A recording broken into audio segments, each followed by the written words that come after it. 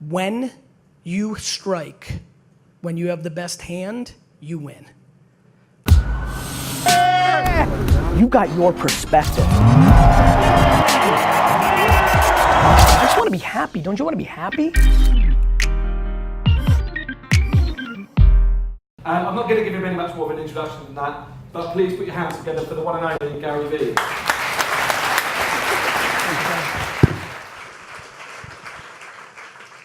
Good afternoon.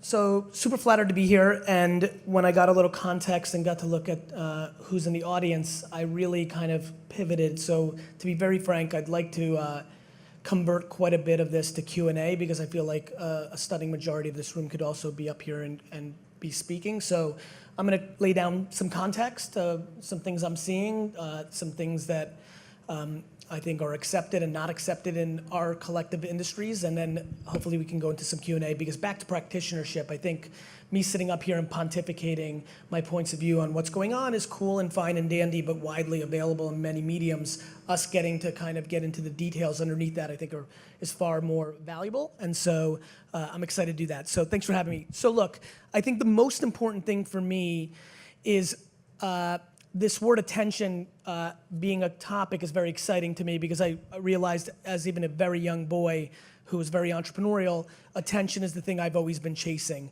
When I had lemonade stands when I was 6 years old, I didn't stand behind my lemonade stand. I tricked my friends to do that. I made signs and would literally sit on the corners of highways and roads and watch people drive to figure out which tree or pole was best for me to put my sign on. And when I realized that like 4 years ago, actually in some sort of Q&A session, I was like, I've been doing this my whole life. The way that I did baseball card shows where I would spend the first 4 hours walking the floor and trying to figure out what was hot or what people were responding to or how I'd set up my table. The way when I first started working at my dad's liquor store, how I would move around displays or end caps or where wine would be versus beer was completely predicated on the fact that I would stand behind the register and for 10 hours a day just watch people walk in and watch what they would do. Later, when I started building websites, I didn't realize I would have such a kinship with UX and UI designers, because I would only think and I would only deploy empathy to why somebody lands on your website and what would they do. And so overdoing and being a practitioner, I've come to this place where I realize how much my religion is attention. And the way I think about advertising, and I get caught up in it as well, I think we talk about things being dead or this or next or very absolute statements, but in reality, in my practitionership, what I spend most of my time on is trying to figure out what's overpriced and what's underpriced attention. I understand that there are some people that still go to page 187 of Vogue and look at a picture. I understand that. I don't think it's worth the price that a magazine charges in a 2018 world, but I don't think it's zero. I would love to still buy outdoor media for all my businesses, but I feel like the prices should be adjusted for the fact that every single passenger on earth is looking at their cell phone now, not out the window. That hasn't been adjusted. As a matter of fact, in the climb of mobile device usage, outdoor media has gone up in price because there's less advertisers, so charge more to the small level of demand. So I spend an outrageous amount of time on overpriced and underpriced attention. The big breakthrough in my career was taking over my dad's liquor store, and I built my dad's store from a $3 to a $60 million business in a very short period of time with no money on a very big bet at scale of underpriced attention, which was Google AdWords. In 2001, I owned the majority of the wine terms in America on Google for 5 to 10 cents a click. Like the floor was 5 cents back then for all the youngsters in here. And so, you know, really the great regret of my life, the reason I'm the Pied Piper in a lot of ways for Facebook and Instagram in a lot of ways, and soon I won't once this pricing gets corrected, is predicated on my great regret of not growing my dad's business from a $3 to a $200 million business, because what I should have done was spent a lot more money on Google AdWords, but I was young and inexperienced and didn't understand the moment. And so I spent too much money on direct mail, TV, outdoor, newspaper, which at the time, in 1998, was actually properly priced in a lot of ways. I was doing quite well with my direct mail and print. It was just that I was doing remarkable on owning the word Pinot Noir for 5 cents a click. It took me a long time to realize what actually happened, which is why for the people that have followed me making content online, I was quite quiet in 2012, 13, 14, 15 in comparison to maybe 09 to 12 and definitely to the way I am today.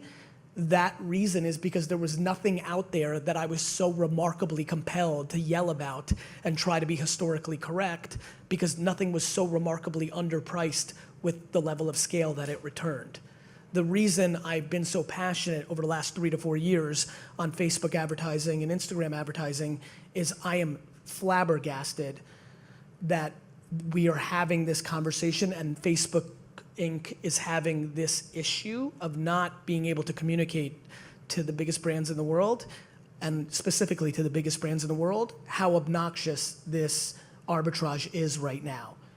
The entrepreneurs and VC-backed companies that are direct to consumer in the world understand it very easily. I'm sure many of you, whether you're in it or know people in it, know many small companies that are spending their entire budget on Facebook, Instagram influencers, YouTube pre-roll video. So we're living in a world of haves and have-nots, in my opinion, and this is what always happens when there's this moment. I genuinely believe anybody, how many people here are entrepreneurs and run their own business? Raise your hands. So for me, just for my own context. So for me, this group more than anybody is the most interesting, because for them, I can comfortably say, every dollar you do not spend on Facebook and Instagram during this era, you'll regret not spending. I can't believe how much I'm spending, because what really is the conversation that's not being had in this space is what we all need as brands or entrepreneurs or individuals, which is a lot more content. If you really deeply understand, how many people here are on the media side, like are media practitioners of Facebook? Just raise your hands. So these individuals that just raised their hands, they deeply know that especially when you really know it, that the vulnerability / the opportunity is we need a hell of a lot more content that's contextual to the planning capabilities of the platform. The big aha, the big thing that I would love for people to leave here if it brings them value is understanding that I'm producing 100 pieces of content a day for my brand, and I'm probably 1,000 to 4,000 short of what I should be doing. Meanwhile, we have the biggest brands in the world that are putting out 4 pieces of content on the platform for the year, because we're interpreting an old world into a new mechanic. I failed almost all my classes, but one class that I got A's and B's in consistently was history, and it's really interesting how that's played out in my career. I would implore all of you, if you really want to get an input to what I think is happening here, if this conversation evolves in the next hour and it's valuable, I would implore you to watch the first 100 commercials made for television. The first 100 commercials made for television, which you can widely find on YouTube, were radio ads. They were somebody holding up something or an image, and then a man read a script, and so a radio ad was put and made into a television commercial, because we as a creative advertising field in the industry and the businesses hadn't figured out what the television commercial was. To me, the most interesting thing is in 2018, I think most of us agree, we've all accepted that taking a television commercial and putting it in your Facebook feed or YouTube, that doesn't work. I think we all kind of got there. But there is a far bigger 301 to that 101 point of view that needs to be talked about, which is, okay, but what does? While we're at the commercial shoot, let's shoot some collateral and use that for Facebook, is also a very 101 point of view. If anybody is producing TVC and not producing a hell of a lot more content while they're there, they're already disproportionately behind the reality of the things that we should be doing. Way more importantly to me is, should it be interpreting that spot, or should we be changing out actors and actresses that demographically would be able to be powerful to the people consuming it? Should we be bringing other products and things there that allow us to shoot completely different things? I think we have a very weak creative conversation around the new channels, because I think we come with a perspective from the old world. And so I am fascinated that people even have this debate. How many people here have bought something on Wish, the shopping app? Raise your hands. Raise it high. Own it, don't be scared. Cool. How many people here have never heard? It's cool, I need the honesty here, and everyone's very... like this. How many people here have never heard of Wish, the shopping app? Raise your hands. This is the best moment of my life. One more time. You have not heard of Wish, the shopping app? Raise your hands. Hi. Okay, this is the best. Thank you very much. Wish, depending on who you listen to, because it's a private kind of thing, company, is doing anywhere between $3 to $6 billion in revenue. Wish is probably the closest thing to any kind of conceivable threat to Amazon in the world. Wish is doing $3 to $6 billion in sales. They're spending 98% of their money outside of a Los Angeles Lakers patch on the jersey and the McGregor-Mayweather fight. They bought the corner. Outside of those two activations, they were spending 98% of their money on Facebook ads. Wish's founders are engineers from Google that worked on the Google AdWords product. Wish is doing $3 to $6 billion in sales, and more than half of this room, not some random 100 people on the street in London, this room, more than half of the people don't even know what it is. That is the punchline. Thank you. I think why it's the punchline for me is I have empathy to why that is. One of the biggest mistakes that people make is they make decisions in a focus group of one. I have never made a business decision in my life based on my own behavior.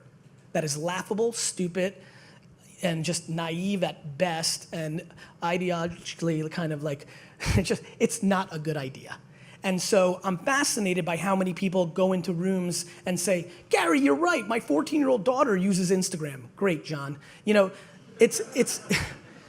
This is not about you or your 3 friends or your 17-year-old niece or like what your grandma did yesterday. This is data at scale.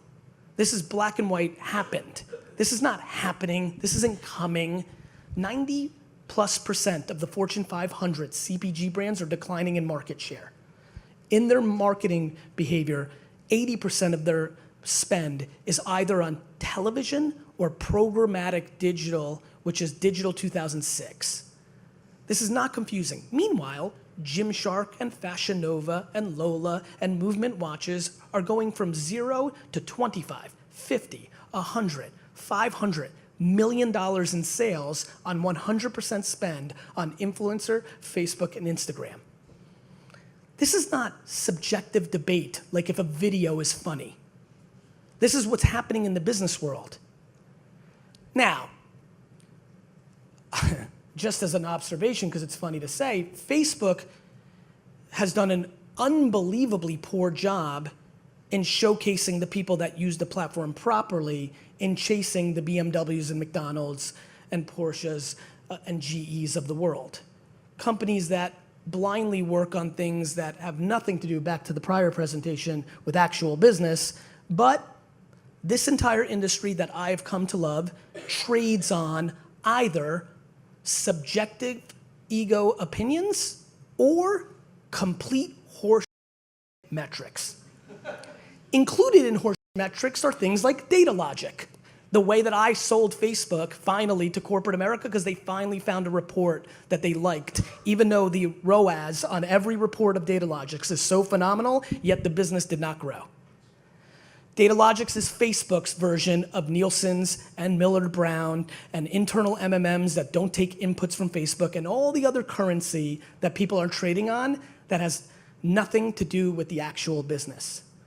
I'm fascinated by this because it is not very difficult to do an A/B test that does a holdout cluster that can prove to Nestle's if their ads on Facebook versus their ads on television are driving sales at Tesco or Sainsbury or Walmart. You can do it if you actually cared to do it. This is a remarkably interesting time. I want to remind this very smart room that the #1 advertiser on Google during the 5 to 7 golden years of it being massively underpriced attention was a company called Amazon. When you strike, when you have the best hand, you win. I am fascinated by the lack of conversation around what happens when you actually break down your potential customer into 20 to 50 to 100 meaningful segmentations, both demographically and psychographically. You know that's who you're gonna reach, and then you start creating creative that has a far high likelihood to address a reaction from that individual. The fact that the current industry of marketing has creative agencies completely separated from media buying agencies and have no relationship or conversation, the fact that so much of my media department at VaynerMedia were people that worked at Social Code and other FMPs and things of that nature, and they would spend tens of millions of dollars on media and never have one conversation with the creative, let alone the agency that was the media agency of record that was sending the money to the FMPs, taking a VIG on the send and doing nothing along the way. We were just broken. And by the way, as I'm ranting this, so many of your heads are shaking your heads. To my point, more than half of this room could be up here talking. I'm not smart. I'm just not in a position where anyone can fire me. I mean, this is like, if you've, now, some people just aren't in the trenches, right? When I saw the media hands go up, they're in the trenches. They know. If I had 2,700 pieces of content that were contextual and copy to support it, I could do damage here. They know that companies are thrilled to pay lower CPMs, which is usually behavior that makes all the creative vanilla and doesn't get anyone to do anything. I don't know. How many people saw The Big Short? Raise your hands. I'm just that dude with the weird eye. This is not smart. This is obvious. If you have a half a brain cell, this is about having the conversation that's actually happening and why it's not happening. That's the more interesting question. Why, when so many people in this room know exactly what's happening and what to do, are they in a position to not do it? That is the far more interesting question.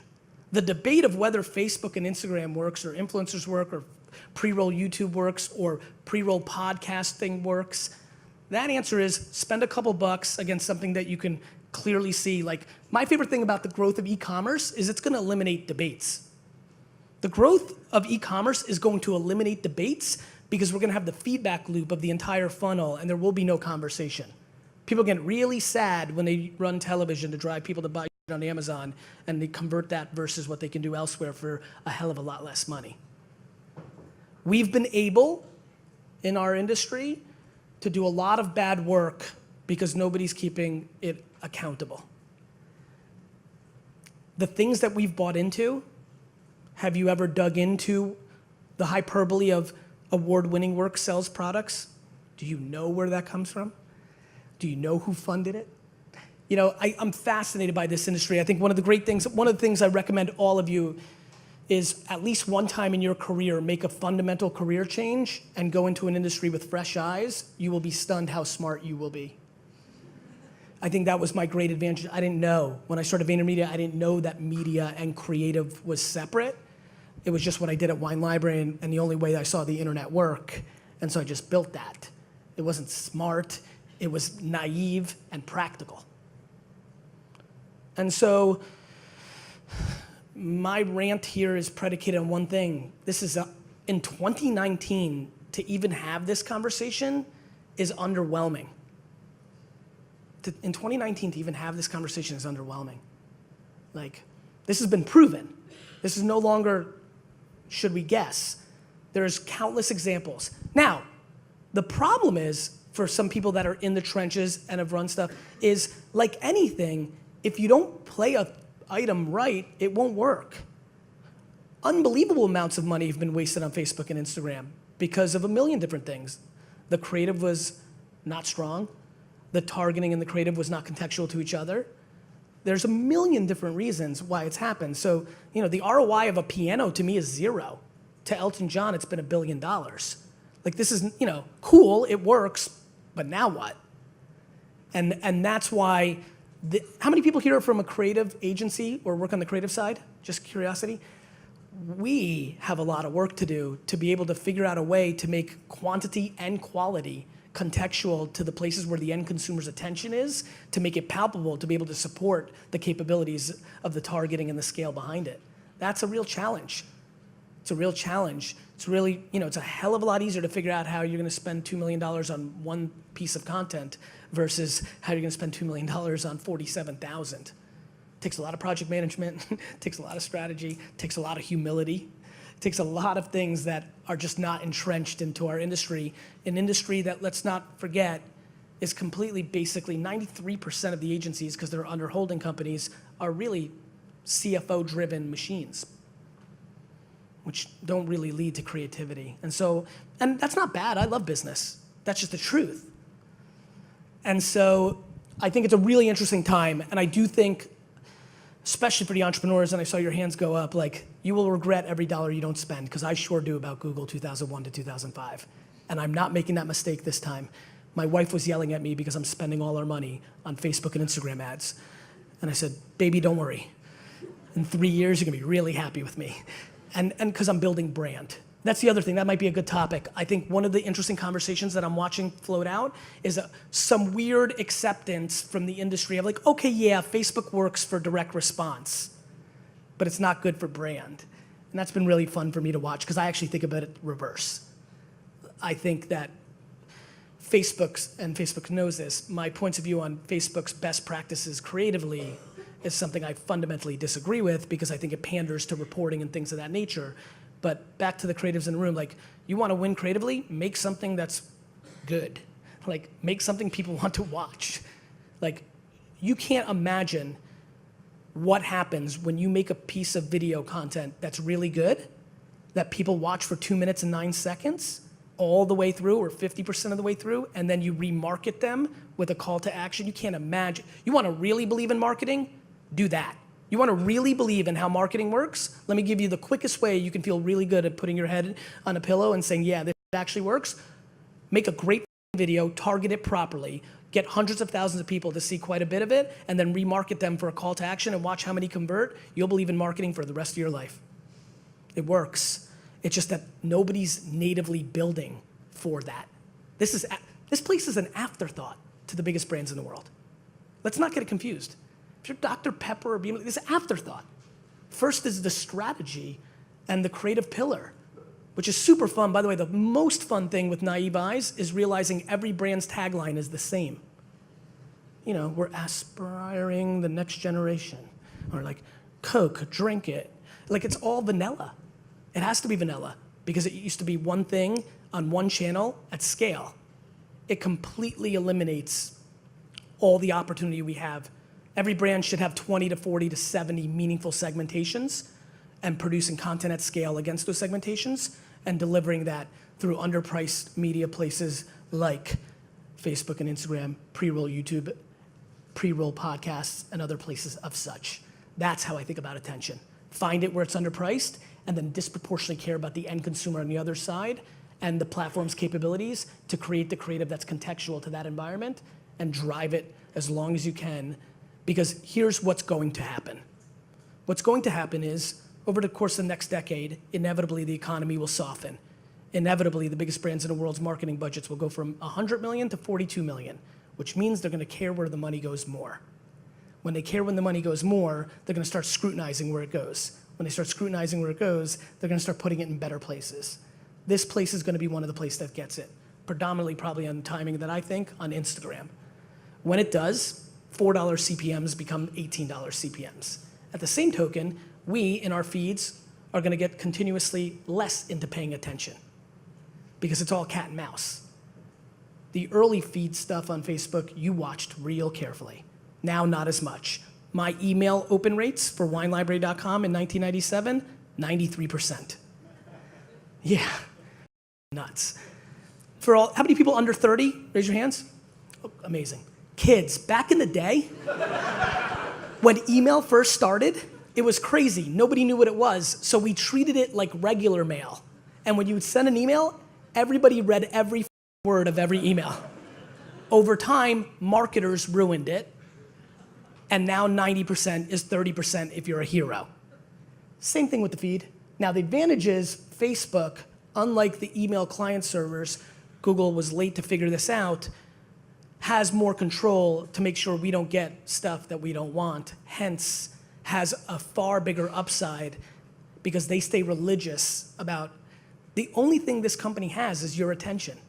I love when people are like, Facebook, I'm like, the only asset is the end consumer's attention. Thus, they have to pander to the reactions and actions of the end consumer's attention. It's their only currency. You don't go to News Corp or CNN or BBC and try to give them money and they're like, no. You can here. They won't spend it all or the way you want it, or they'll make it too expensive for you to not want it, because they only value the end consumer's attention. Taking advantage of that during this golden era, I think, is one of the biggest opportunities in the marketplace. And so my big thing is this. I bucket it into two groups of people right now.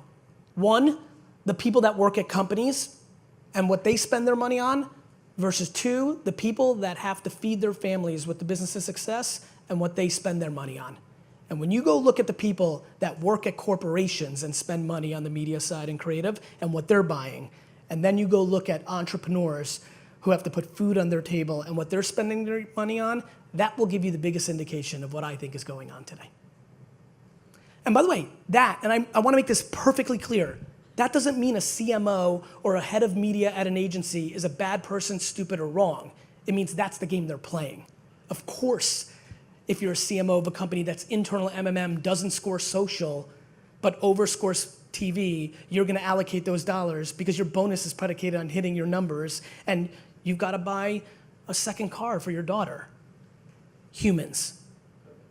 Humans are why very, very, very big businesses go out of business. And so I'm super pumped because a ton of huge businesses are about to go out of business. And not because I want that carnage, because I love the merit of the market. I love the merit of the market. When I lose, when bad things happen to me, I'm happy because it means I deserved it. Because I can't be excited about the good things without accepting the bad things. And I think that we are going to see absolute carnage over the next 30 years because of how much money is being thrown directly in the trash in yesterday versus how much money should be spent on today. This is not tomorrow for me. I would love to come back here next year and all over Facebook and Instagram. If the prices go up, they'll be pumped because that means a lot more money came into the system, and that means it became properly and/or overpriced. But today it is grossly underpriced for anybody on earth that is a practitioner and cares about the results. For everybody who panders to awards, headlines, internal MMMs, and internal politics at your own company or all the other things, not so much. That's what's happening. And it will always happen forever. And so, and by the way, these golden companies like some of these startups that are doing 100 million, they've got their vulnerability too. All they're doing is CAC and LTV for the next fundraising round. They're underwater too. And if the economy collapses and they don't raise the next round, they're gone too. So to me, the ultimate answer is not new or old or traditional or contemporary or startup or Fortune 500. Who's actually running a business? Not a financial arbitrage machine. That is the behavior I'm watching. That is the attention I care about. One other random thing, this is just more like fodder. It is scary how underpriced influencer marketing is if you deeply understand it, mainly because humans don't know how to price themselves. Some are completely out of their mind and want $20,000 a post when they're worth $300 in media, and they bought their fans, and you can tell. I love these with 4 million followers on Instagram with like 9 likes. Like, we know what you're doing. But on the flip side, boy, the long tail of influencer marketing is fascinating. Getting 1,000 different people. Now, it's a lot of hand-to-hand combat. It's a lot of non-working media dollars to get it done. But in net efficiency to the business result you're looking for, it's super real. So that's it. I don't think a single human being on earth watches a television commercial. I really don't. I think it's $80 billion in a system that has to go somewhere. It's 2019. It's time that people start acting like it. And I think that it's taken me a long time to figure out why people don't. Now that I know, I have empathy for it. I understand it. Doesn't mean it's right. And so I'm excited to watch this all play out. And I'd love to open this up to Q&A. Thank you.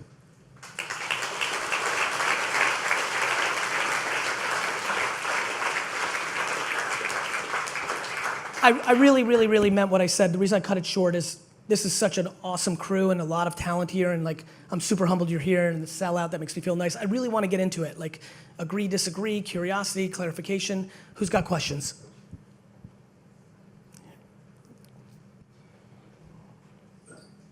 How are you? Hi, Hi, good. What's your name? Debbie. Debbie. So the constant debate we have at work Yes. is what should frequency strategy be? Can you bombard people too much? Do they really get annoyed? Do they even remember your ads when they see it 20 times? What's your opinion? So I think it comes down to it comes down to what you're bombarding them with. Can the New York Jets bombard me too much? Absolutely not. Bombard away, right? Can Milky Way candy bars bombard me too much? They sure can, because I don't really like it or consider it.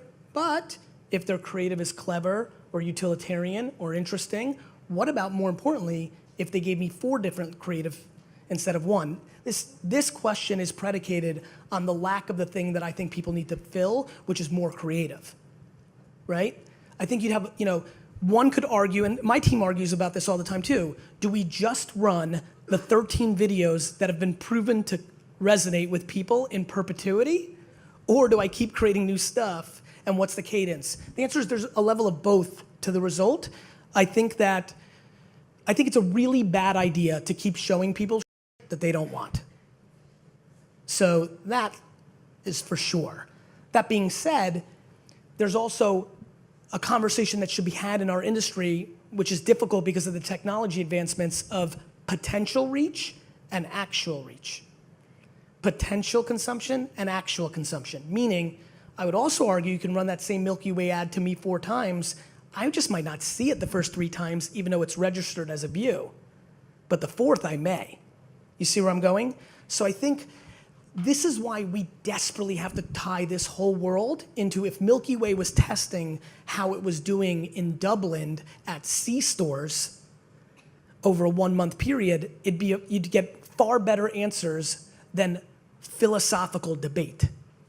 In all those hours of the philosophical debate, if my company actually spent the right amount of time in the meetings that we should be spending, I'd have 400 less employees.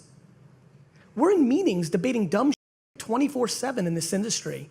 If we took half that time and did it into doing and testing and tasting, we'd all be much further along. So, questions? Back there? Oh, okay, cool. You wanna go here first? Let's go ladies first. We'll get you next, mate. How are you? I'm good, how are you? Good, what's your name? My name's Lisa. Hi, Lisa. I have a business called Absolutely Advertising. And I just want to tap into your mindset about how to build a personal brand. Okay. And what's the best way to do that by using social media?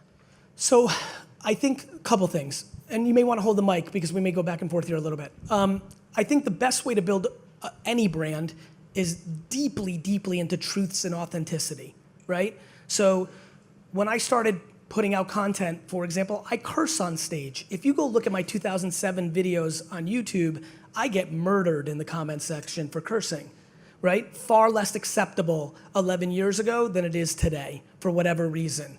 But I wouldn't waver because it was just when you're a Jersey boy, this is just how you talk, And so, one, you've got to be you all the way through. Authenticity is such a played out term, but it's kind of like stereotypes. They're grounded in some truths.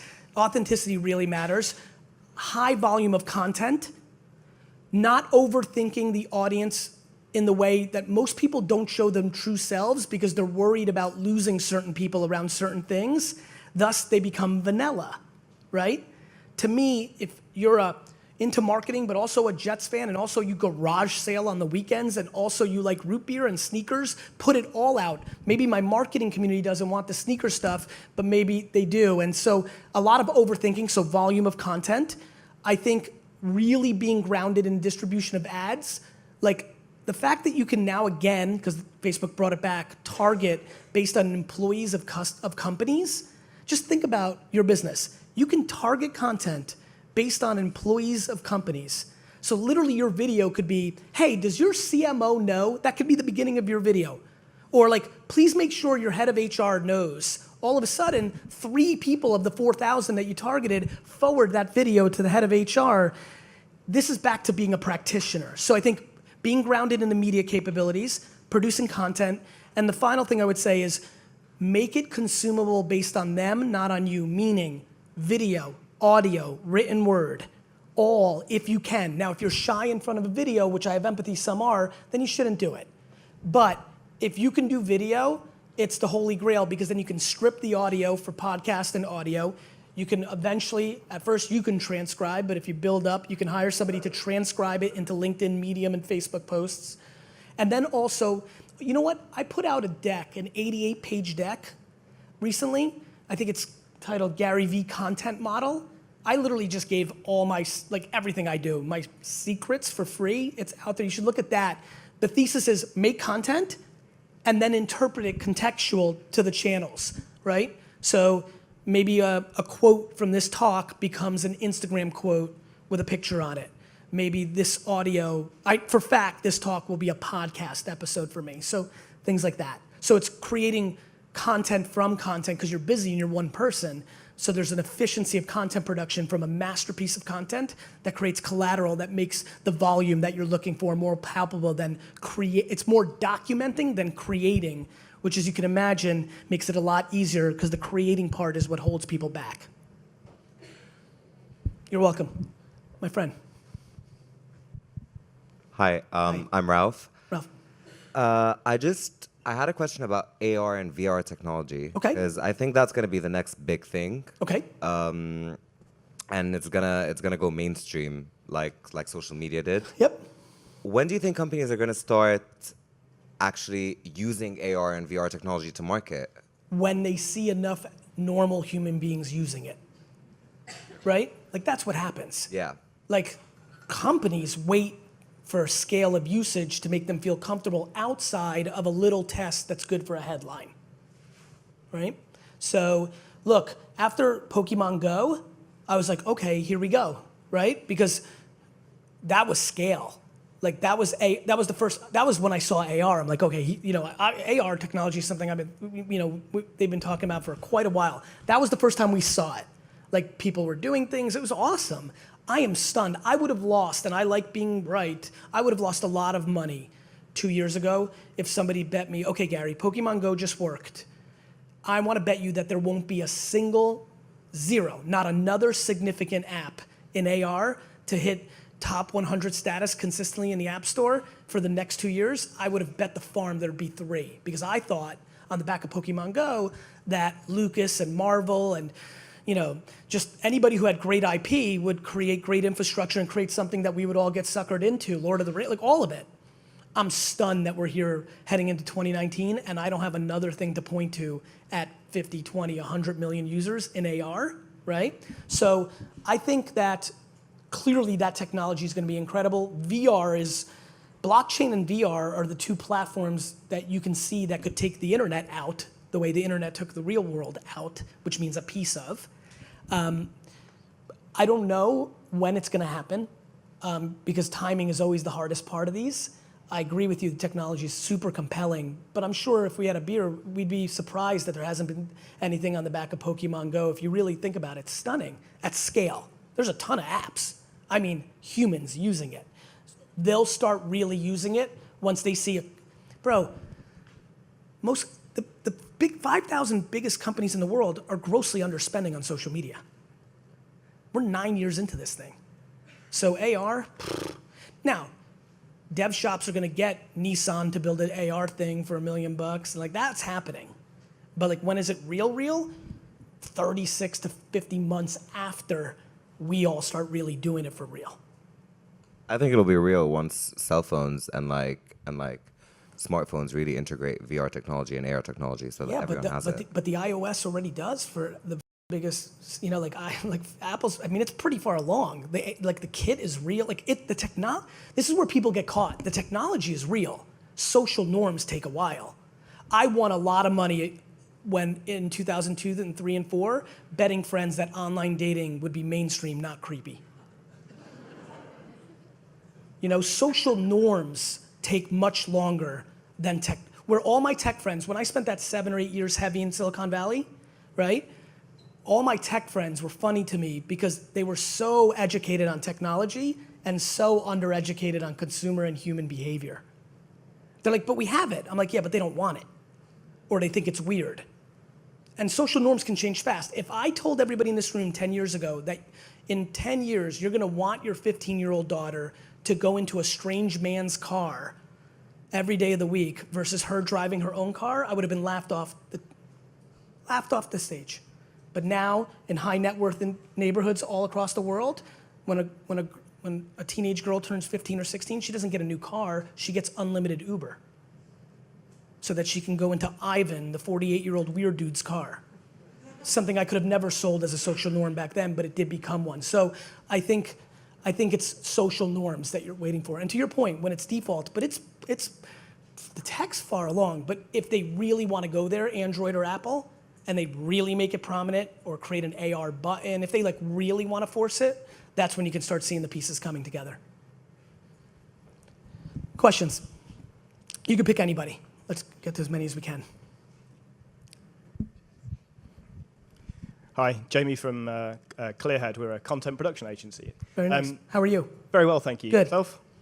I'm interested, when you're talking about generating 2,000 to 4,000 pieces of content for Yes. a client, and clients are notoriously very precious about that content, Yes. of ownership, how do you balance that and continue to give that kind of trust and of the content that you're producing, but in essence, I suppose, without potentially the sign-off that comes with those big 30, 60-second ads that they're used to managing as a client?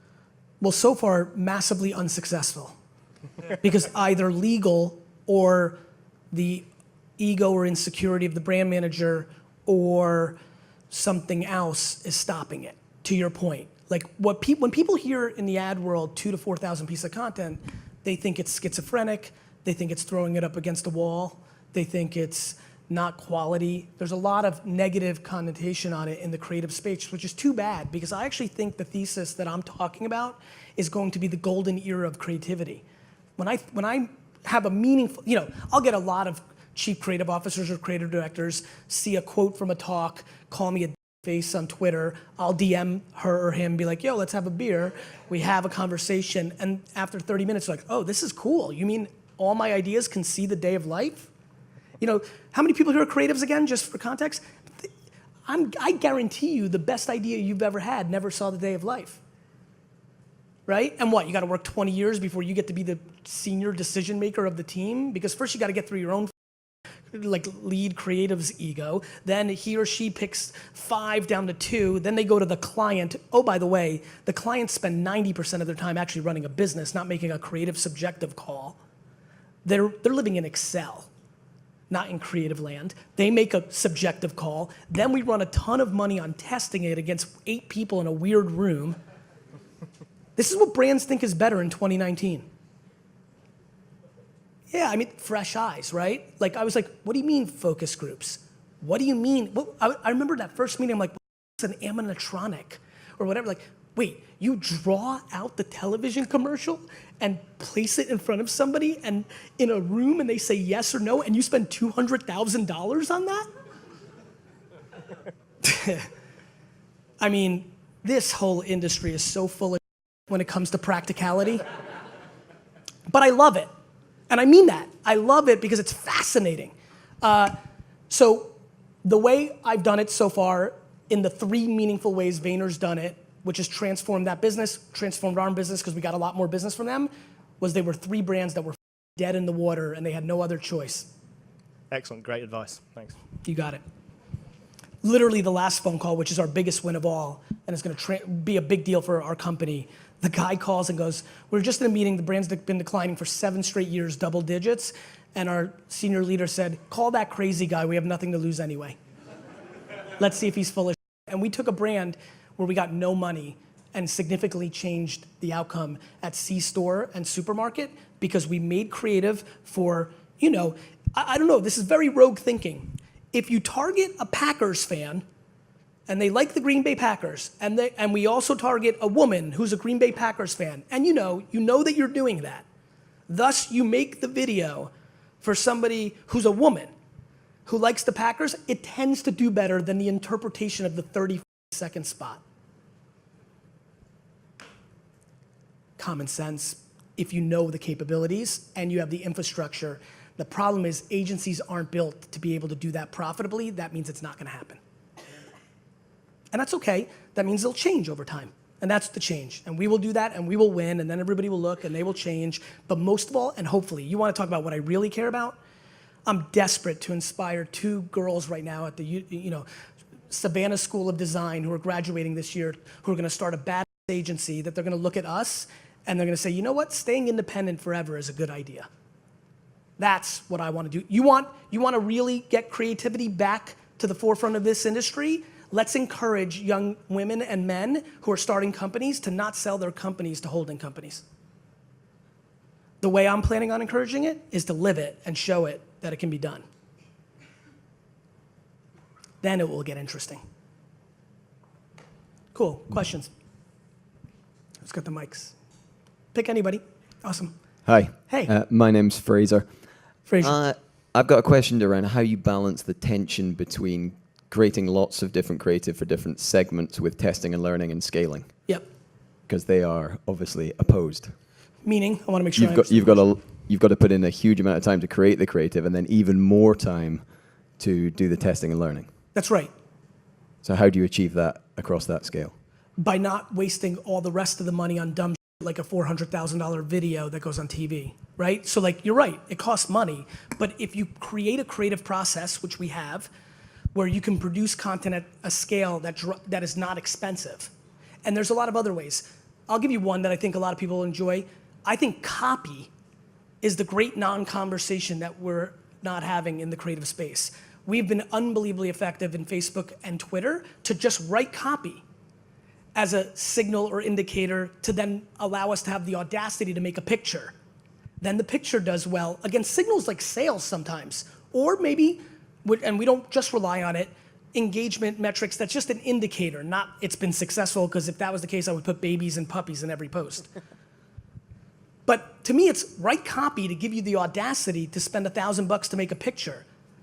Then run that and let that be successful in however you deem it, to give you the audacity to make a $20,000 video. Then let that be successful to give you the audacity to make a $300,000 video. Got it? So it's about creating at scale down below, but you have to understand what else happens to all the people that raised their hand on media. When you don't waste media money because you've got creative that creates an earned CPM and you amortize it out, you start talking about the most fascinating thing about my thesis, which is more money going back into creative and the reallocation of working and non-working media dollars. So it's been really fun, as you can imagine, now that I feel like I understand the industry better.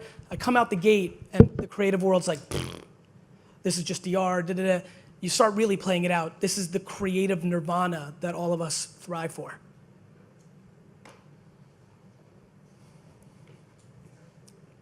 That's it? I could squeeze 3 more minutes. Okay, yeah, cool. Let's get the last question then, guys. Where are we going? Who's got the mic? Who's got the mics? Oh, here we go.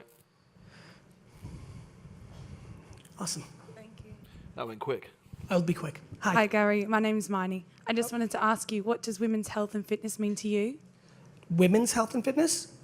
To me personally, Yes. I would prefer it for everyone. Perfect. The context is I wanted to capture the attention of all the women in this audience. I run a women's health and fitness Instagram account and Facebook movement. Yes. I just wanted you to all know that. It's called She Can Move It. Thank you. Did you hack the crowd? Yes, I did hack the I love you. Thank you guys. Thank you for having me. Have a great day. So I wanted to pick up on a lot of the things you Please. talked about. Really interesting talk. You seem particularly frustrated in marketing decisions. You'd say, stop me if I'm wrong, but you would say that you'd spend all your money on Facebook and Instagram if you were a marketer. And would that apply, are you really saying that applies to even the biggest FMCG companies in the world's biggest advertisers? Yeah, and look, I think that for the biggest advertisers, I have empathy for many other behaviors, but it is the analogy and needs the context, so it's not hyperbolized, that when something is grossly underpriced, if every English, I'll give you the analogy, if every English Premier League team reached out to RBS Bank right now and said, you know what, even though we've been getting $15 million a year sponsorships for our stadiums, we like you. And we all want to offer you 8-year deals at $1 million a year. I think it's probably a good idea for RBS to buy them all. That's where my mind goes with Facebook. I don't think people understand the arbitrage. It's not that television and outdoor and direct mail is zero or dead. Not at all. It's that most of those things are overpriced. This other thing is underpriced. That means it needs its proper allocation.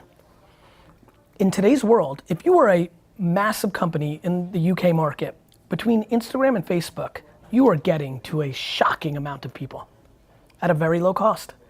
But meanwhile, they want to deck out a double-decker bus for awareness, you know? So I would say this, nobody is allocating the appropriate amount of money to Facebook and Instagram, given how underpriced it is. Do I believe that Pepsi and Puma in the UK or in Europe should spend 50, 60% of their money just on Facebook and Instagram? The answer is yes. Should they do a lot of the other things they do? Yep, but they should cut the budgets on all those things so that they can afford the 50 to 60% on Facebook and Instagram. I believe that. I mean, it's really interesting, but in the context of the creative side of it, you've talked a lot about, in your talk about how you don't understand why some of these big marketing campaigns, why they aren't doing more iterations of the same central creative idea. Oh, I know why. why. Are they doing more targeting? I know why. It's not in the margin for the media or creative agency. But I don't know why Coke is not pushing back. But to take one step back, Please. There clearly needs to be a central creative idea, does there not? And you will still need to have a creative agency or an integrated agency, whatever you want to call it. You need to have creative But I think people you'll appreciate that. Yeah, but I think you'll appreciate this. That's not what's happening. Even in the traditional world. There's a TVC, but Coca-Cola what is Coca-Cola doing sponsoring a NASCAR car and putting their logo on it and not tying it into their TVC?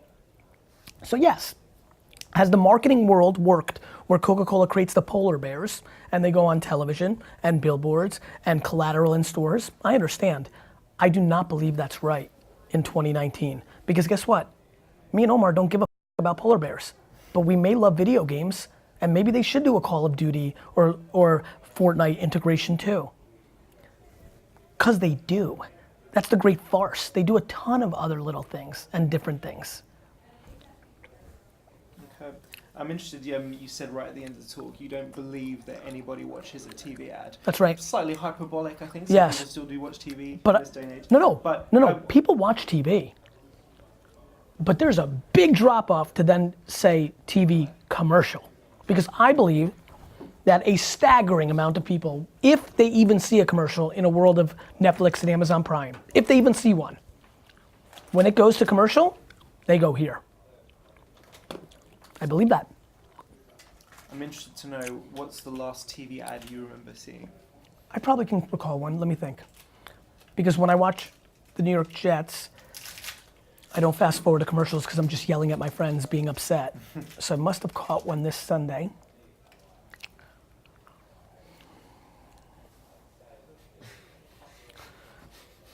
Here's the good news though, and I think this is important to say because this is not to me about digital or traditional. I don't know if I can recall the last Facebook or Instagram. I don't consume that way. You know, I'm like just focused on people consuming my content and other content. I consume people consuming. I don't know. Okay. And just very finally, Facebook before you was talking a lot about attention. There's clearly a message that hasn't worked up until now. What they want to reinforce now is that they're frustrated with the way that digital ads on Facebook, for example, are being measured. Yes, I saw that. Duration. Yes, views. that's smart. And so they're talking more about attention, how we actually measure attention. Or business results, right? I caught it. Yeah. I didn't fully. I wanted to know your take on that. I think that's the right read. I don't know how they're going to measure it, right? Like, I would win so many of my arguments if we all had chips in our brains and I could prove to everybody that nobody's watching a television commercial or that billboards are overpriced because everyone's looking at a phone. I look at macro results and I know that the biggest companies in the world are losing market share to the death of 1,000 cuts. Johnson & Johnson, Unilever, and Procter & Gamble are not losing market share to each other. They're losing it to the emerging brands that are marketing in a contemporary way. That's real life. Gillette didn't lose market share to Schick. They're losing it to Harry's and Dollar Shave, right? That's real. I have a real passion about that truth. So I think they're right, but they have a long way to go to getting agencies on board to care about actual results. It's in agency's best interest to not be held accountable for actual results. And by the way, and it's tough because I don't think that's bad of the agencies. I think it's capitalism. They're publicly traded companies that have to be held accountable to their shareholders, not to their clients, right? Yeah, interesting issues. Thanks very much for your time. Thank you. I really appreciate it. How you been?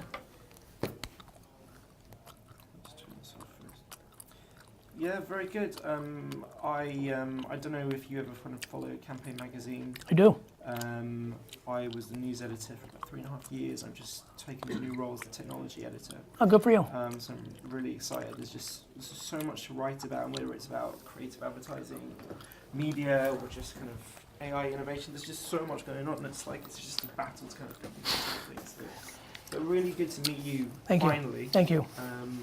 And it'd be great to kind of stay in touch in Anytime. future because I'm writing for a US and a global role as well. And good news, and I think you'll appreciate this because I'm such an advocate of media, maybe more than ever in these days. On or off the record, if I can ever bring you value, you're just trying to double check on something, I've figured out how to get plenty of attention on my own. I'm not gonna hold anybody hostage for like giving me the quote. If I can bring value, please feel free. And I do think I see things slightly different than most, so. And how often are you in the UK nowadays? Every 8 weeks. Oh, really? Okay. That's great. Yeah. Yeah. Thanks so much. Cool. Take What's care. the best way to reach out to you then? Email.